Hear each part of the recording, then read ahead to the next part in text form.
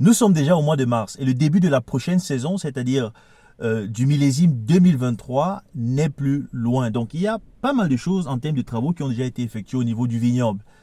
Et je suis venu effectivement aujourd'hui pour partager avec vous quelques images de ce qui se passe ici. Et le temps, il savait que le temps ne joue pas avec nous. Vraiment, il y a un vent très très fort qui siffle à l'extérieur. Donc je suis resté dans la voiture et puis je me suis dit, bon, pourquoi ne pas partager avec vous, le temps que les choses se calment, quelques points qui peuvent aussi vous aider à avancer dans votre business. Et c'est la raison pour laquelle dans cette vidéo, je vais partager avec toi 4 points essentiellement importants qu'il faut prendre en compte pour réussir son business. Plus de détails après l'introduction.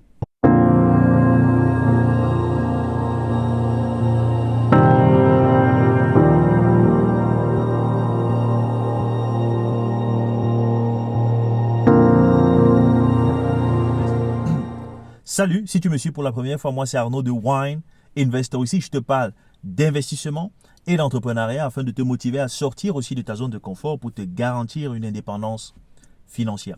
Si cette thématique t'intéresse, je t'invite à liker, à partager massivement cette vidéo ou alors toutes mes autres vidéos, de t'abonner et surtout d'activer la cloche de notification pour être à la première de toutes nos vidéos. Dans cette vidéo, je veux partager avec toi 4 points essentiellement importants qu'il faut prendre en considération avant de lancer son business.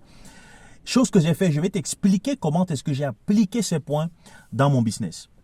Le premier point, ou il y a la première chose qu'il faut savoir, c'est que pour lancer un business, il faut du temps. Malheureusement, on croit que pour lancer un business, il faut d'abord avoir la ressource la plus importante, c'est le capital. La ressource la plus importante, c'est de trouver l'idée. Mais non, c'est d'abord le temps. Parce qu'il te faut du temps pour pouvoir réaliser cette idée. Il te faut du temps pour pouvoir gérer le capital que tu as déjà mis sur pied. Donc, il ne suffit pas d'avoir de l'argent et de l'idée et penser que tout va se réaliser soi-même. Et même si on n'a pas de l'argent, il y a bien évidemment des banques pour cela. Donc, la première des choses, la ressource la plus importante, c'est ton temps. Alors, moi, j'ai bien pris compte de l'importance de ce point-là dès le départ de mon activité. Et c'est la raison pour laquelle j'ai dû me relocaliser pour être le plus proche possible de cette activité. Alors, je tiens à préciser que je ne suis pas un vigneron à la base de formation. J'ai fait une formation dans l'ingénierie. Je travaille dans le domaine de l'électricité et je travaille dans une ville qui est à plus de 300 km, 400 km de là où je vis actuellement. Donc, pour pouvoir me rapprocher en fait de cette activité, ici, j'ai dû donc trouver un autre emploi, chercher un autre boulot ailleurs afin d'être le plus proche possible. Et c'est la raison pour laquelle ce vignoble est à 30 minutes de chez moi et à 15 minutes de mon boulot. Généralement, en été, lorsqu'il y a beaucoup de choses qui se passent ici, généralement mes pauses, c'est ici. Je prends la voiture, à 15 minutes, je suis ici. Je regarde, je m'arrange s'il y a des gens qui sont en train de travailler. Je m'entends avec eux, j'échange avec eux. Et après 15 minutes, je fais la route. Je suis de retour au travail. Mais ça ne s'arrête pas là. Parce que la chose la plus importante, c'est ta réactivité. Ta manière, ta capacité à réagir le plus rapidement possible lorsqu'il y a des choses qui ne marchent pas sur ton activité.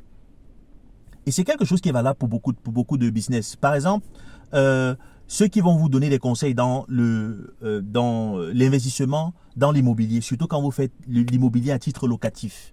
C'est important d'être le plus proche possible de son bien immobilier parce qu'il y a toujours des choses qui peuvent arriver. On peut avoir l'arrivée d'eau qui ne fonctionne pas, on peut avoir la tuyauterie qui a des problèmes, on peut avoir le chauffage qui a des problèmes, ainsi de suite. Et là, le locataire a besoin en fait d'une certaine réactivité. C'est la même chose qu'il y a ici. J'ai eu à l'expliquer l'année passée, par exemple. On a eu un problème de sécheresse. Pourtant, en été, je suis régulièrement ici. Je suis ici au moins une fois de la semaine. Et en espace d'une semaine, il y a beaucoup de choses qui se sont passées. On a eu des températures chaudes et très élevées. Donc, il a fallu que l'entreprise que j'avais employée pour pulvériser les produits phytosanitaires, qu'au moment là, du moins j'avais même beaucoup de chance qu'ils avaient décidé de passer cette semaine-là. Et en pulvérisant, c'est là où le monsieur arrête la machine, il m'appelle, il me dit, mon gars, il faut que tu fasses quelque chose. Parce que si tu ne réagis pas dans les brefs délais, il y a beaucoup de choses, c'est en train de se propager là, tu vas perdre carrément toute ta production. Ce que je suis en train de pulvériser là, ça sera pour rien. Donc, c'est comme ça que directement, À la prochaine pause, je prends la voiture, 15 minutes, je suis là, je regarde ce qui se passe et c'est là où je me suis rendu compte que c'est sévère. Ça dit que ça avait complètement changé alors que j'étais là, il y avait cela moins de 7 jours. Donc je décide de rentrer au travail, je me rends compte qu'il faut rapidement trouver une solution. Je rentre au travail, je ramasse mes affaires, j'ai dit au gars, écoutez, on se voit demain, j'ai quelque chose vraiment d'important à gérer à la maison. Et bon, naturellement, ce n'est pas quelque chose qui doit arriver tous les jours au travail, mais en principe, cette réactivité-là doit être là. Extrêmement important. Donc, le temps est une ressource que tu dois avoir parce que tu dois pouvoir être le plus proche possible de ton activité. Le second point, c'est qu'il faut le know-how, il faut l'expertise. Ça ne sert à rien de lancer une activité lorsqu'on se base en fait sur des choses qu'on a vues sur Internet ou sur des trucs qu'on a vu des gens faire. Eh bien non, il faut lancer l'activité aussi parce qu'on maîtrise ce qu'on fait. Alors maîtriser ne veut pas dire qu'il faut avoir un doctorat dans ce qu'on veut faire parce que c'est ça qui freine aussi un bon nombre de personnes. On pense que il faut avoir une maîtrise depuis, il faut avoir étudié cette chose-là pendant 7 ans, 5 ans. Jamais. Pas du tout. La preuve en est qu'aujourd'hui, tu vas passer 7 ans à étudier quelque chose. Mais au moment où tu entres maintenant dans la pratique, il y a des nouvelles normes qui s'installent. Donc, ce que tu as passé le temps à étudier là, il n'y a que un certain pourcentage de ce que tu as étudié là que tu vas mettre en pratique. De nos jours, aujourd'hui, nous, on a tous fait des études d'ingénierie, mais moi, je mets en pratique maximum 15% de ce que j'ai étudié. Il n'y a que peut-être des médecins qui peuvent mettre peut-être 30-45% en pratique de ce qu'ils ont étudié. Surtout que quand on va même dans les spécialisations encore, ça devient de plus en plus petit. Mais ce know-how-là, il est indispensable de l'avoir. Parce que quand tu gères une activité, il y a beaucoup de compétences que tu mets ensemble. Certains dont tu ne maîtrises peut-être pas. Mais il faut savoir l'importance de ces compétences-là. Il faut savoir le rôle que ces compétences-là ont à faire. Parce que c'est à ce moment-là que lorsque tu vas déléguer un travail à quelqu'un, tu dois être capable de savoir quel est le rendement qu'il doit te fournir. Ça te permet de juger son travail. Extrêmement important. Tu dois être celui-là qui est en haut et qui est en train de piloter. Mais sauf que pour piloter, tu dois savoir à quel point tous les différents pions sont importants dans le jeu. Donc, aujourd'hui, il y a un bon nombre de choses qui se passent là, qui facilitent en fait les formations. On a Internet aujourd'hui, on a des formations en ligne, on a un bon nombre de choses. Dans mon cas, par exemple, j'avais eu à m'imprégner déjà dans le système parce que j'ai rencontré un bon nombre d'amis, j'avais des collègues que j'avais rencontrés chez mon ancien employeur, et qui sortaient d'une famille de vignerons et ainsi de suite. Donc j'avais l'habitude d'aller fréquemment chez lui pour aider à faire la récolte, pour aider à travailler dans la cave, ainsi de suite. Mais ça ne m'a pas empêché au moment de lancer mon activité de dire non, il faut que j'aille moi-même à la source, chercher des informations parce que celui qui maîtrise, il n'a pas la capacité de comprimer ça en 15 minutes pour te donner. Pourtant, on parle là de gérer une activité qui demande beaucoup de choses. Il faut gérer les produits phytosanitaires, il faut gérer les engrais, il faut gérer les gens, il faut gérer la récolte, il faut gérer le temps, c'est-à-dire le climat et ainsi de suite. Ce n'est pas facile. Donc du coup, j'ai décidé malgré tout cela d'entrer dans un processus de formation en tant que vigneron. C'est quelque chose qu'à l'époque était dédié tout seulement aux personnes qui étaient issues des familles dont les parents avaient déjà un grand vignoble, ainsi de suite. Donc, il fallait que des enfants aillent se former pour garantir, en fait, n'est-ce pas, la pérennité du business de génération en génération. Mais après, on s'est rendu compte que il y avait des enfants, quand ils finissaient le lycée, qui disaient, au lieu d'aller commencer une formation de 3 ans pour devenir vigneron, ou bien pour devenir je ne sais pas quoi, ils disaient non, ils veulent aller à l'université parce qu'ils voyaient leurs amis aller à l'université, après sortir, avoir des salaires intéressants, et ainsi de suite. Donc, à un moment donné, on s'est rendu compte que cette histoire de succession en matière en fait d'entreprise familiale commençait à baisser. Donc, l'État était obligé d'agir. Donc, on a rechangé complètement le système et les institutions ont essayé de le faire en sorte que tu peux le faire en parallèle à ton boulot principal. C'est plus quelque chose comme à l'époque où pendant 3 ans, tu es seulement là, tu ne fais qu'une formation en vigneron. On a adapté les choses, surtout que de nos jours, beaucoup de choses deviennent de plus en plus digitales et ainsi de suite. Donc, les cycles de formation intense qu'on faisait pendant 3 ans, là, ce n'est plus la même chose aujourd'hui. Cette formation me prend 2 ans, mais je le fais tous les lundis, de 18h à 21h. J'ai un cours de 3 heures avec tous les autres gars qui suivent, qui ont les mêmes ambitions, quoi. Et c'est fascinant de voir comment on n'a que des Allemands qui sont là. Tu vois des gars qui sont chez Bosch, des gens qui sont chez Siemens ou je ne sais où, qui sont de grandes entreprises, même chez Mercedes. Il y a un qui travaille chez Mercedes, qui après, ils sont tous des ingénieurs, mais qui sortent là après 18h, allez, il suit sa formation de 18 à 21 heures. Parce qu'il sait là où il va demain. Parce qu'il sait où le gros salaire qu'il gagne chez Mercedes, là où il sait où il va aller enterrer cet argent-là. Donc c'est pour ça qu'il se forme déjà dans le domaine aujourd'hui. La formation est tellement importante. Parce que là aussi, ça me donne une vision sur un bon nombre de choses qui se passent ici. Je sais, quand le monsieur qui vient ici pulvériser les produits phytosanitaires, je sais ce qu'il fait parce que dans cette formation, je le fais. Je démarre moi-même un tracteur avec des produits phytosanitaires que j'ai concoctés moi-même et que je pulvérise sur des champs d'essai dans la formation. Donc, ça fait que moi, en donnant par exemple ce travail-là, cette tâche-là à une entreprise de le faire ici, déjà, ça me permet d'avoir du temps pour moi.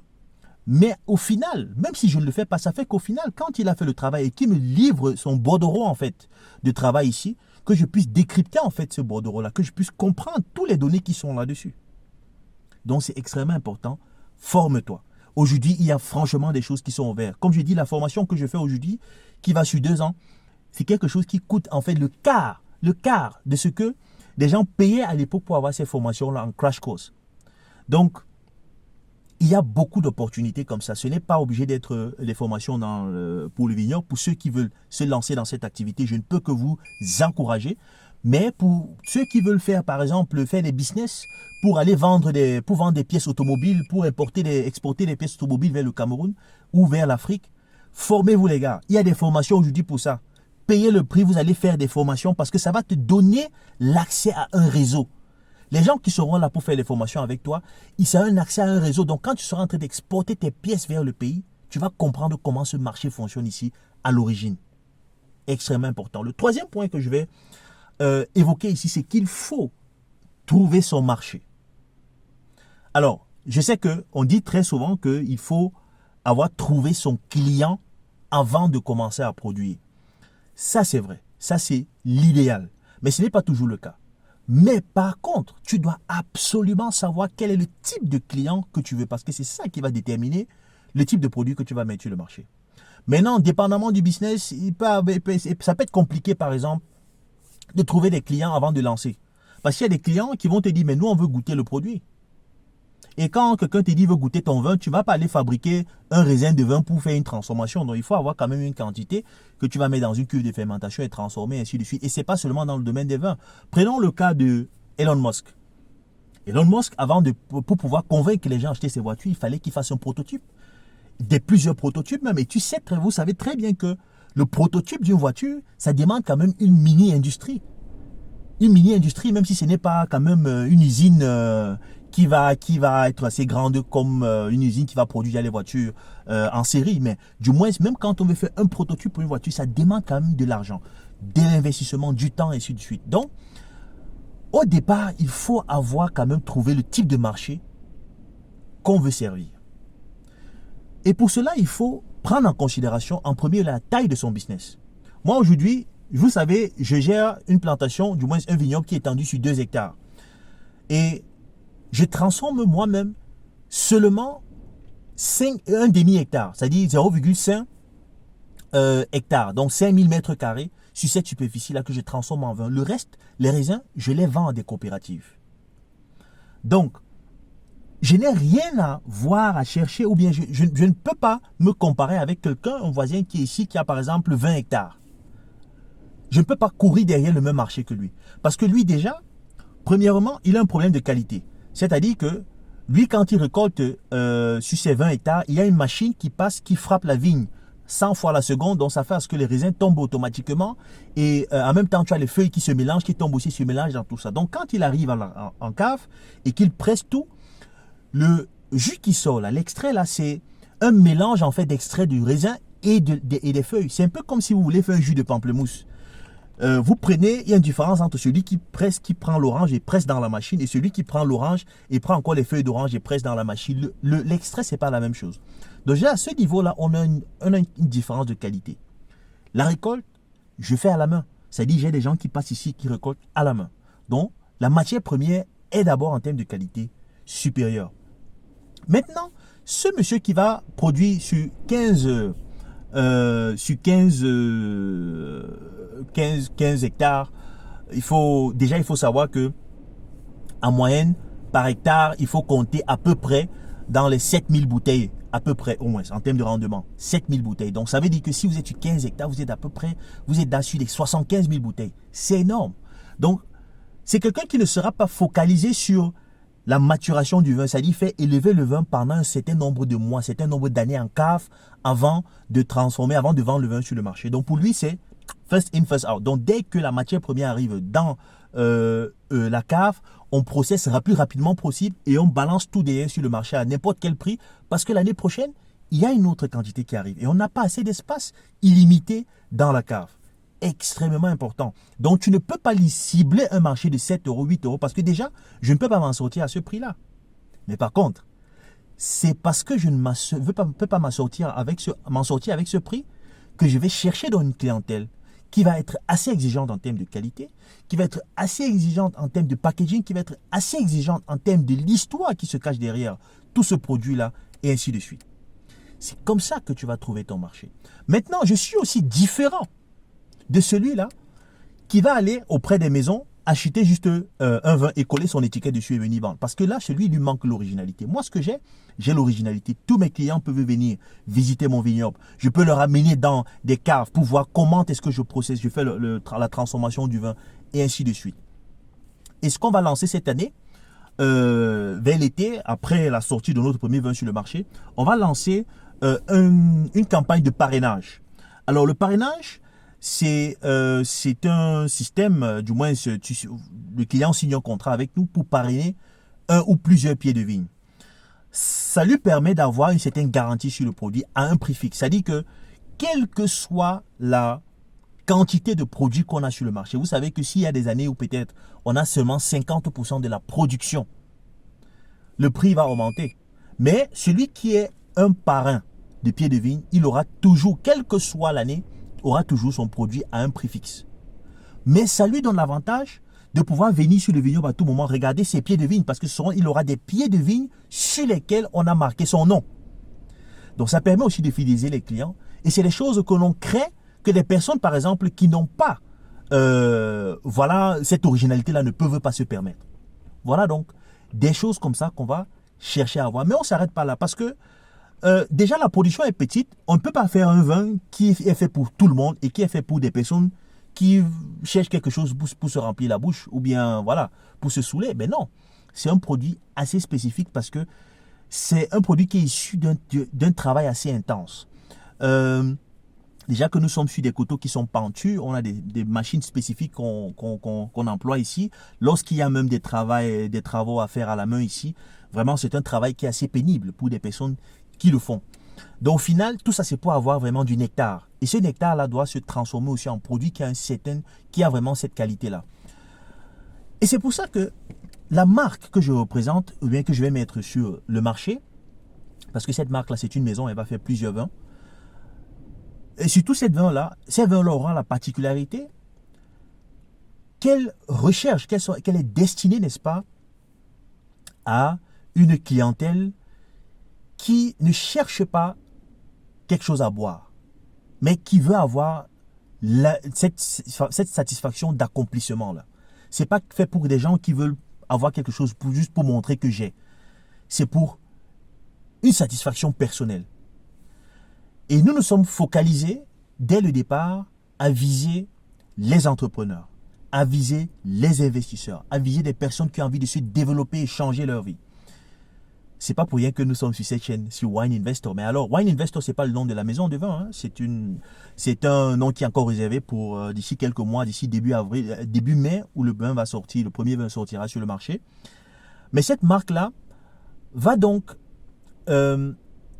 viser ces clients-là qui, à un moment donné, lorsqu'ils font peu à peu, n'est-ce pas, cet avancement vers l'accomplissement de leur objectif ultime, peuvent à certains moments se permettre certains petits plaisirs pour se motiver de plus en plus. Donc nous recherchons des clients qui vont se dire, si moi j'achète 2 fois cette bouteille par an, ça va.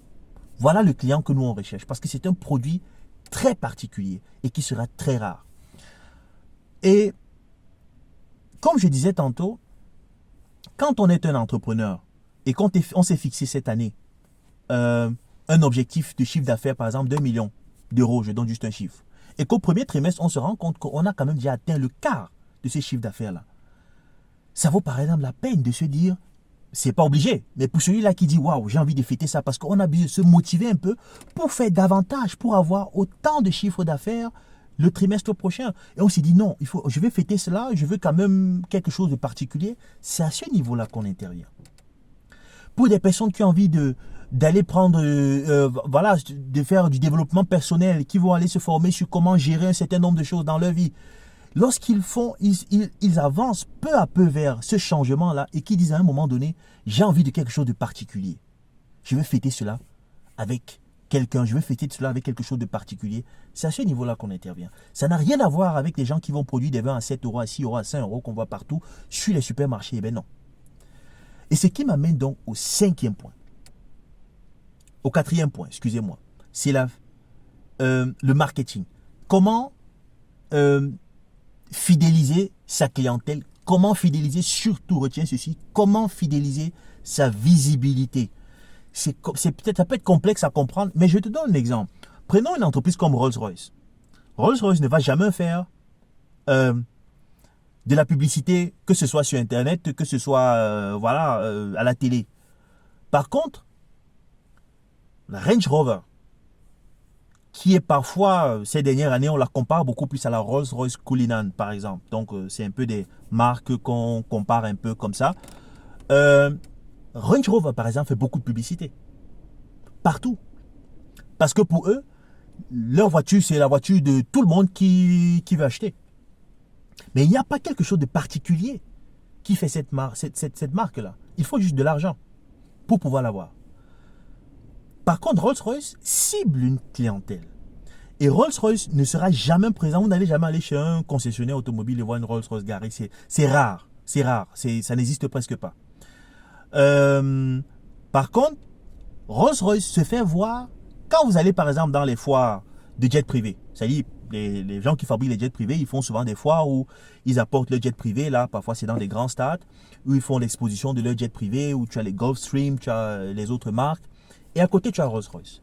Parce que Rolls-Royce vise tout simplement des personnes qui ont des jets privés. Parce que ce sont des voitures qui sont dédiées n'est-ce pas, à rouler sur le tarmac pour faire sortir en fait des personnes qui veulent entrer dans le jet privé. C'est un peu ça qui fait la particularité de cette marque. Et c'est exactement ce que Rolls-Royce fait. Ils vont là où ces personnes-là vont. Les gens qui achètent des jets privés vont bien évidemment dans les foires de jets privés.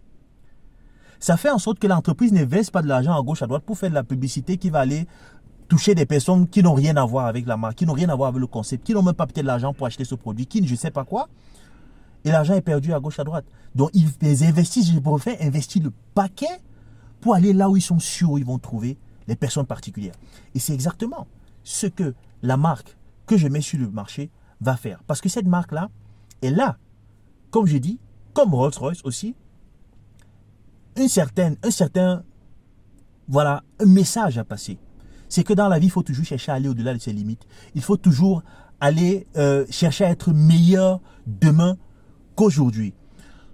Donc, pour se faire voir, la marque va partout là où on a des personnes qui ont envie de devenir meilleurs demain. Là où on a des séminaires, par exemple, pour des entrepreneurs, pour des personnes qui veulent investir dans l'immobilier. Là où on a des séminaires, par exemple, pour des personnes qui ont envie de savoir comment gérer leur temps, comment s'améliorer, comment savoir vendre leurs produits, et ainsi de suite. Partout là où on a des séminaires de grande envergure avec des organisateurs vraiment de haut standing, on sera là. Parce qu'on sait que les personnes, généralement dans ces séminaires, après, parfois dans les pauses ou même après du séminaire, il y a souvent le get-together où les gens s'échangent, ils consomment, ils boivent du vin et ainsi de suite. Et si à ce moment on est là, c'est la possibilité où non seulement ils goûtent notre vin, mais le fait de savoir que partout où on est, là où qu'on soutient en fait les séminaires où ils sont pour se développer, donc contribuer aussi à leur développement personnel. Lorsque l'investisseur qui nous a vu par exemple dans une foire ou bien dans un séminaire sur l'investissement immobilier, quand il atteint son objectif l'année où ici tu étais peut-être fixé comme objectif d'acheter son premier appartement ou bien un nouvel appartement, c'est-à-dire chaque année il va acheter un nouvel appartement. Quand il le fait et qu'il s'est dit, il sort de chez le notaire en se disant, waouh, j'ai vraiment atteint mon objectif de cette année. Vraiment, il faut que je marque le coup. Je vais quand même m'asseoir, peut-être avec des amis, peut-être avec des gens qui ont contribué à ce que j'atteigne cet objectif-là et partager quand même quelque chose de particulier avec eux. La première, s'il décide qu'il veut prendre du vin, mais la première marque à laquelle il va penser, c'est à cette marque-là. Parce que j'ai cherché à être visible aux endroits où les personnes que je cible sont. Et c'est ça qu'il faut vraiment appliquer dans ton business si tu veux que ça réussisse. Je récapitule, il faut avoir du temps, il faut avoir du know-how, il faut trouver ton marché et surtout, il faut t'assurer que dans ce marché, dans cette cible-là, tu as une certaine visibilité. Si tu ne sais pas ce que c'est qu'une cible, j'ai fait une dernière vidéo dans laquelle je parlais sur comment développer, comment trouver sa cible et pour te permettre d'adapter ton produit à ta cible. Je te conseille d'aller consulter cette vidéo-là. J'espère que les éléments que j'ai développés dans cette vidéo t'ont plu. Si c'est le cas, like, partage-la surtout. Envoie-la à tous tes partenaires parce que ça peut aider aussi chacun de nos amis, de nos frères, de nos sœurs qui sont sur le chemin de développer aussi des business, de développer des idées pour améliorer aussi leur vie. Je te donne rendez-vous à ma prochaine vidéo. C'était Arnaud de Wine Investor.